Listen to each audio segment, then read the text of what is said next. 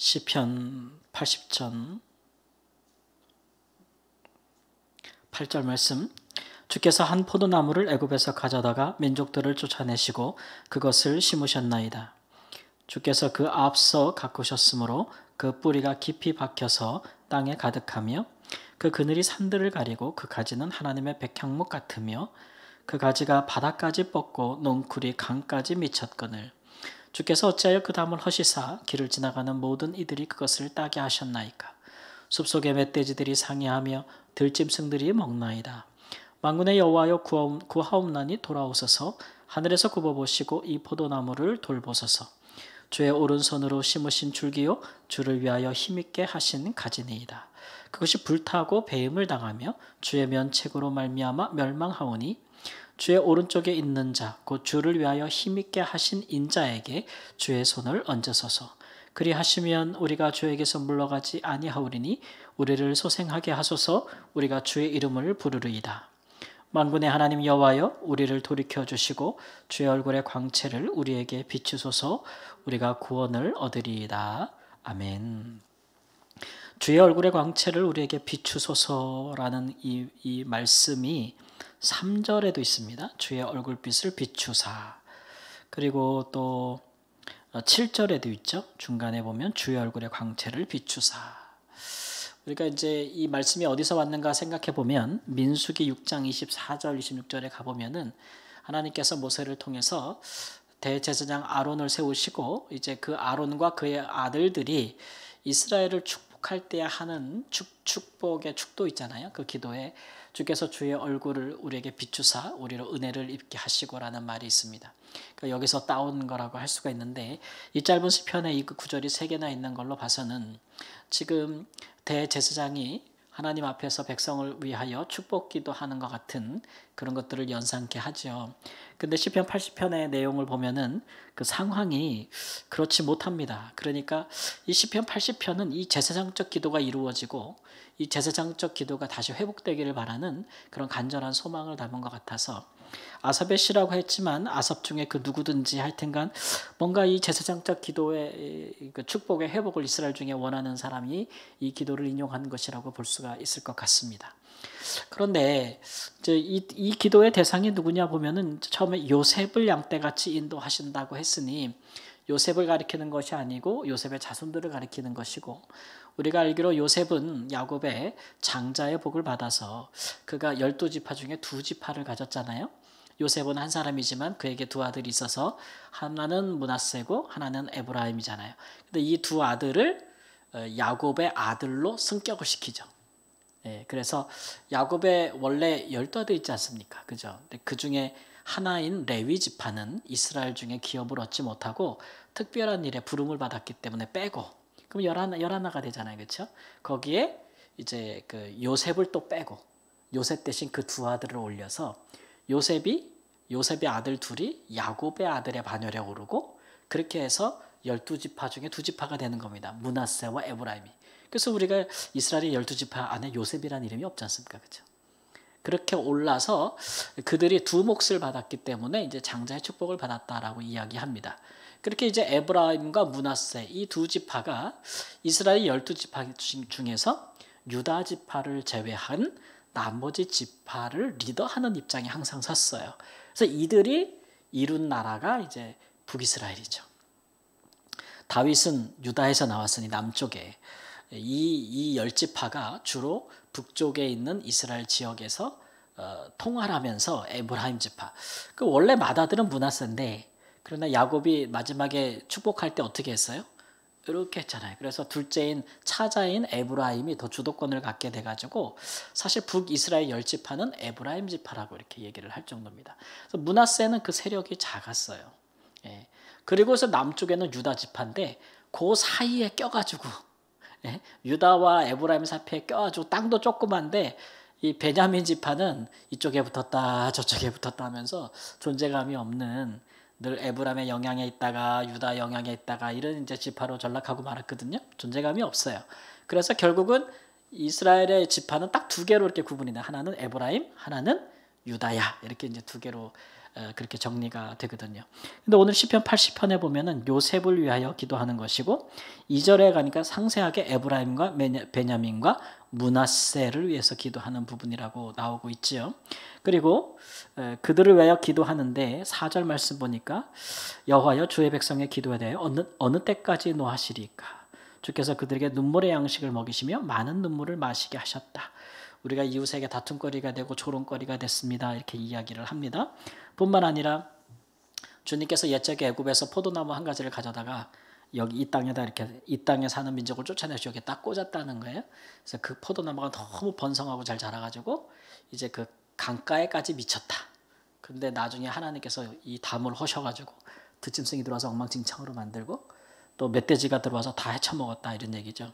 우리가 마치 그 불타고 배임을 당한 나무같이 되었다라고 이제 이야기를 하는 겁니다. 그러니까 이것은 이제 북이스라엘의 에브라임 지파가 주도하는 북이스라엘 국가가 멸망하는 그런 단계에서 아마 지은 것이 아닌가 싶습니다.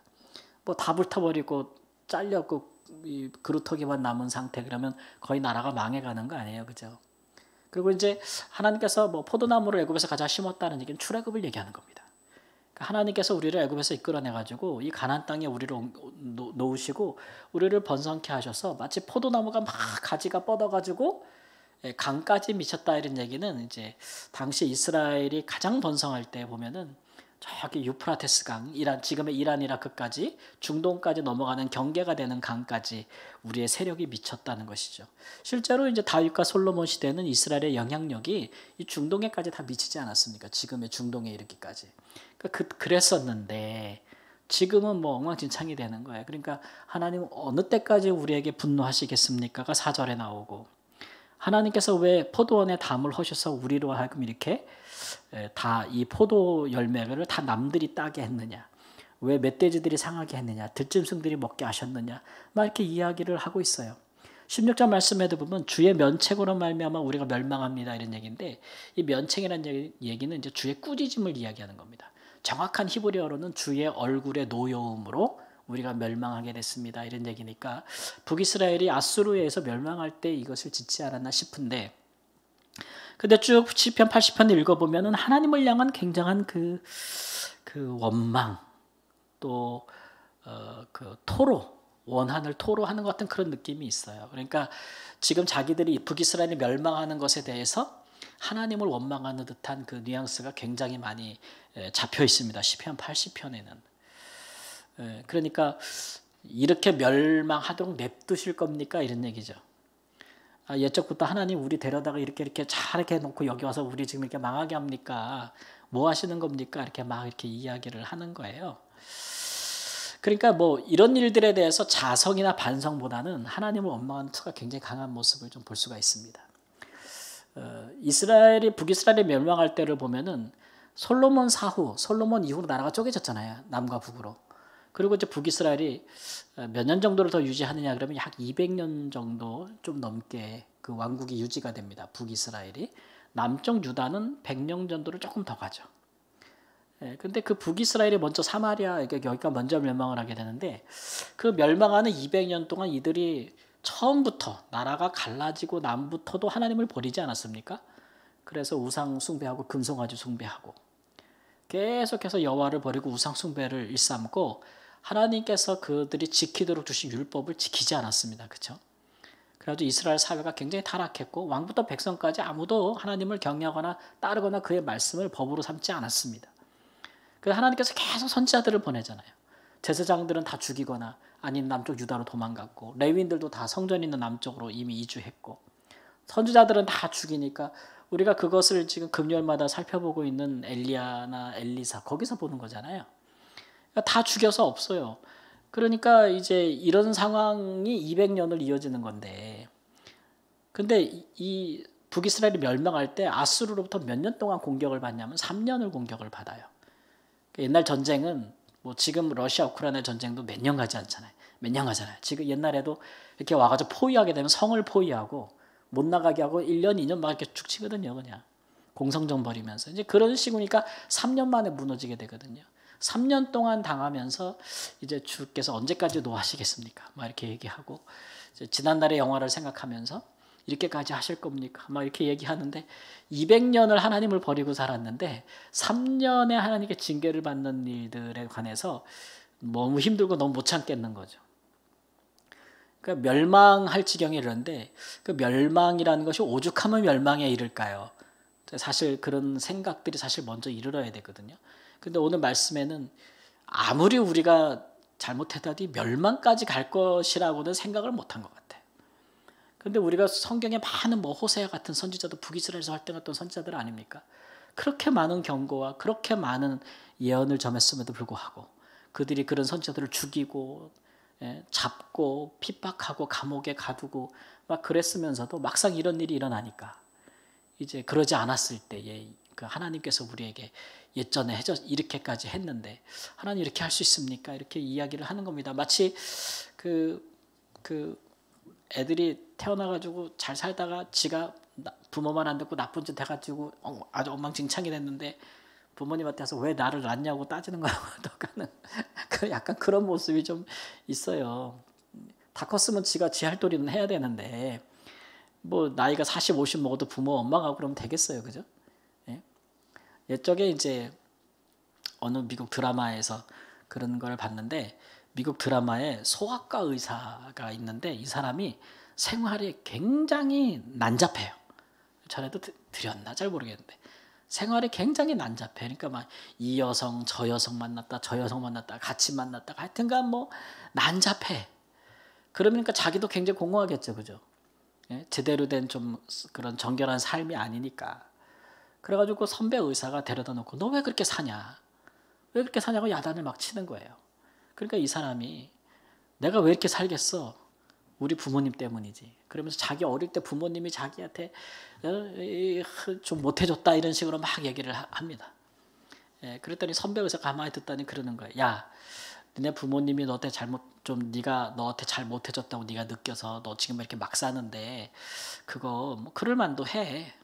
근데 그거는 40대까지만 유효하다. 그 핑계는. 네가 40살이 안 돼서도 그 얘기하면 그래 뭐 그럴 수 있지라고 한다.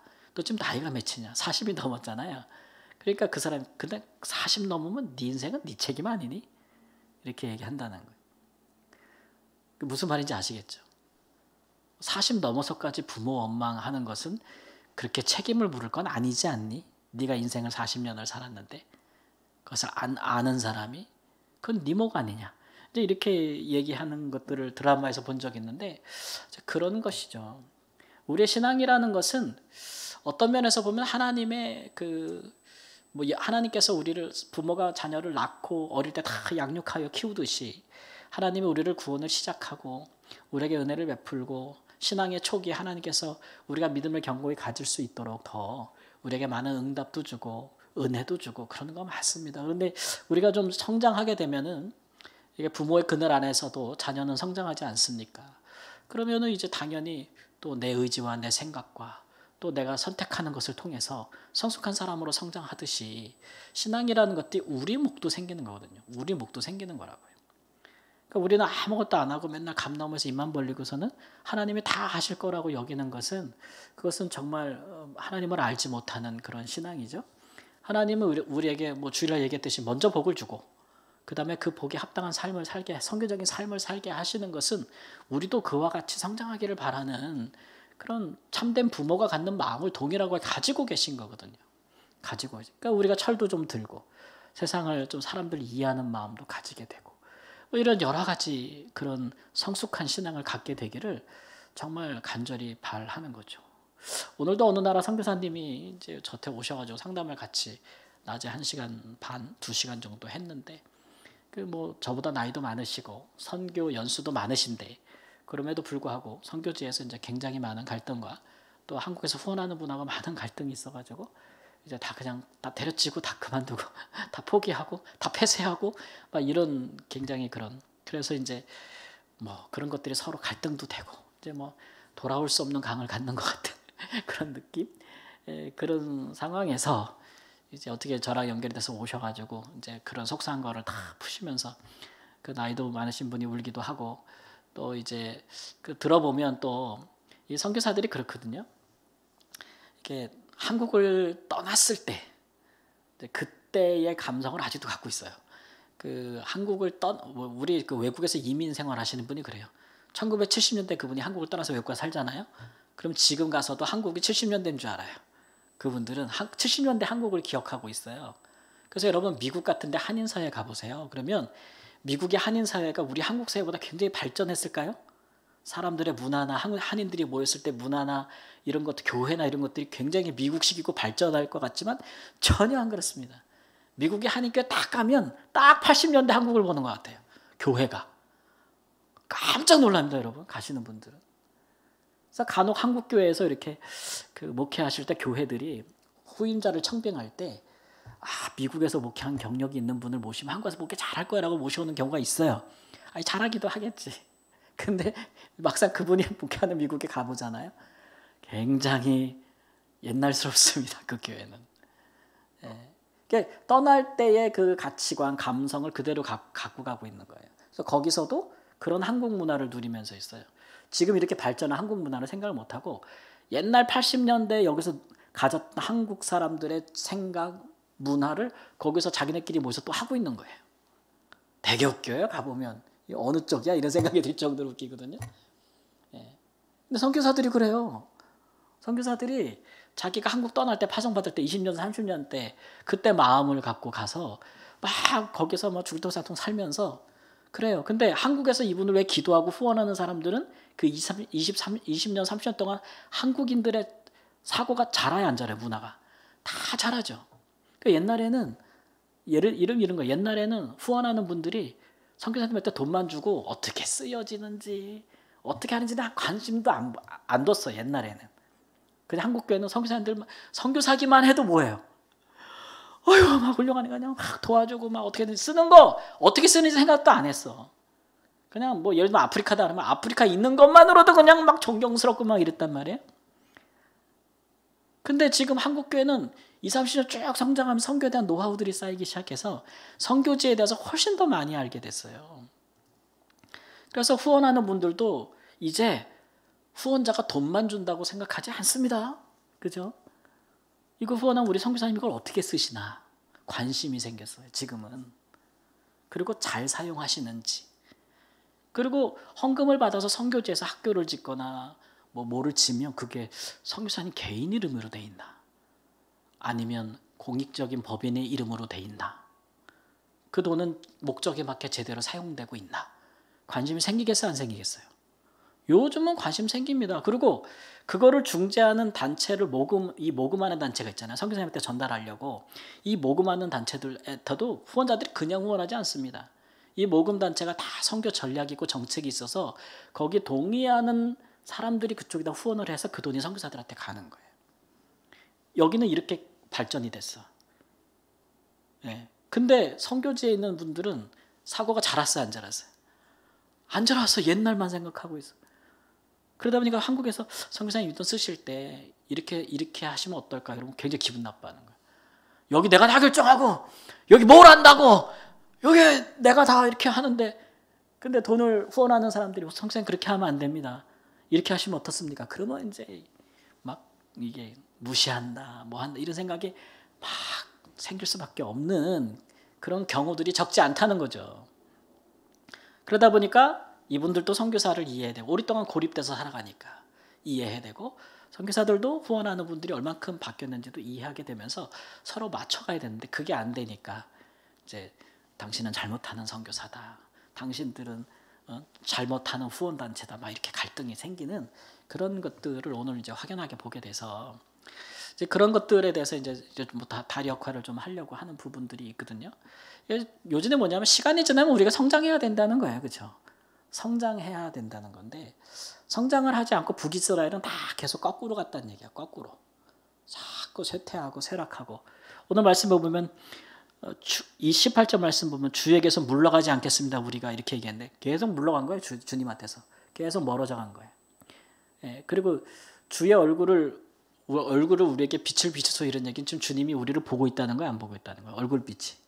이게 뒤돌아 있는 거예요. 사실은 하나님이 그 얼굴을 돌린 게 아니고 자기들이 하나님 앞에서 물러간 거예요. 하나님께 등지고 있었기 때문에 하나님의 얼굴에서 나오는 영광의 빛, 이게 이제 하나님의 은혜와 축복을 얘기하는데 하나님을 알기도 하고 이런 것들 스스로 물러갔다는 거죠. 그런 부분에 대해서 그들이 이제 하나님 앞에 그렇게 행했기 때문에 이 지경까지 왔다는 것을 이제 의미하고 있는 것입니다. 그러나 우리가 이제 의미 있게 볼 부분은 17절 말씀인데 주의 오른쪽에 있는 자, 곧 주를 위하여 힘있게 하신 인자에게 주의 손을 얹으소서라는 기도를 하고 있잖아요. 주의 오른쪽에 있는 자, 오른편에 있는 사람, 주를 위하여 힘있게 하신 인자, 사람의 아들이죠. 이런 표현이 이게 누구냐 하는 거죠. 이게 그분에게 주의 손을 얹어가지고 우리를 좀 구원해 달라는 거예요. 그럼 이게 누굴까? 왕일까? 혹은 그 어느 누구 대제사장을 의미하는 걸까? 그것도 아닌 것 같아요. 왕은 뭐 이미 나라가 망해가는데 왕이 어디 있어요? 또 뭐 거기 북이스라엘 대제사장이 어디 있어요? 그래서 이를 굳이 이제 보자면 이 17절을 보면서 우리가 메시아 시편이라고 보는 이유도 다른 성경에서 이제 이런 부분, 주의 오른편에 있는 분, 또 사람의 아들 인자라는 표현은 메시아적 표현으로 구약에 많이 쓰임 받잖아요. 그래서 하나님께 점점 물러가고 등 돌리고 지금 하나님과는 도저히 우리 사람 관계도 서로 완전히 깨져버리면 어떻게 돼요? 완전히 깨져버리면 서로 얼굴 마주 봐요? 못 보지 않습니까? 서로 등 돌리고 그러지. 그런 것처럼 그런 관계가 됐는데 그걸 누가 해주셔야 돼요? 주의 오른편에 있는 분이 좀 해주셔야 돼. 사람의 아들, 하나님이시면서도 사람의 아들인 분. 그래서 하나님과 사람 사이를 화목하게 할 수 있는 그 누군가를 요청하고 있는 기도로 마무리되는 거고 있는 겁니다. 그래 주셔야 우리가 다시 돌아오고 우리가 다시 주의 이름을 부를 수 있지 않겠습니까? 하나님 우리에게 얼굴의 광채를 우리에게 비추소서 이렇게 말합니다. 그런 면에서 본다면 궁극적으로 어느 뭐 나라든 민족이든 개인이든 국가든 누구든지 간에 하나님의 심판을 견딜 수 있는 사람은 아무도 없습니다. 그리고 우리가 아까 이렇게 우리도 성장해야 된다고 이야기를 하지만 그러나 하나님을 뭐 대면하여 하나님을 알면서 스스로 의로운 길을 끝까지 갈 수 있는 사람이 누가 있습니까? 그런 단체도 없고 그런 공동체도 없습니다. 그래서 그런 것들을 우리가 하나님에게 갈 수 있도록 다리를 놔주는 분, 다리가 되시는 분이 필요한 거죠, 우리의 삶에. 그래서 이제 하나님의 아들이 이 땅에 오신 거 아니겠습니까? 하나님은 우리가 대면하기 너무 멀고 또 감히 또 스스로 갈 수도 없는 분 아닙니까? 그러니까 이 땅에 오신 예수 그리스도, 인자, 그분을 통해서 우리는 하나님에 대해서 더 자세히 알 수 있고 그의 말씀도 그러하고 그의 삶도 그러하여서 하나님이 우리에게 굉장히 가깝게 오신 분.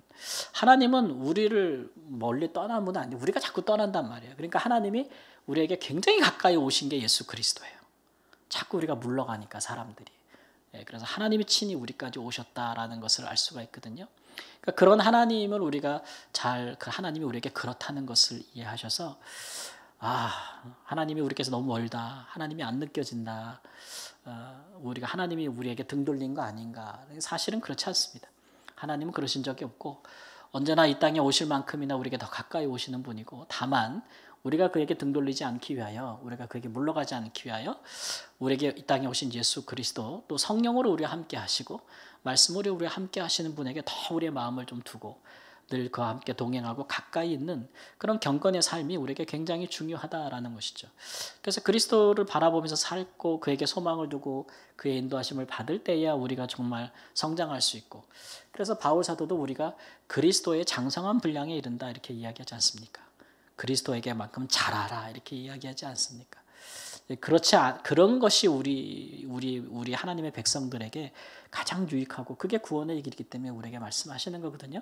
그러니까 교회든 가정이든 또는 개인으로든 다 우리가 그리스도에게까지 자라기 위해서 우리에게 가까이 오신 주님 하나님의 모습을 보고 그를 따르고 그를 배우고 또 그가 하신 바를 우리가 또 행할 수 있는 귀한 은혜가 있기를 우리 주 예수님의 이름으로 축원합니다. 아멘.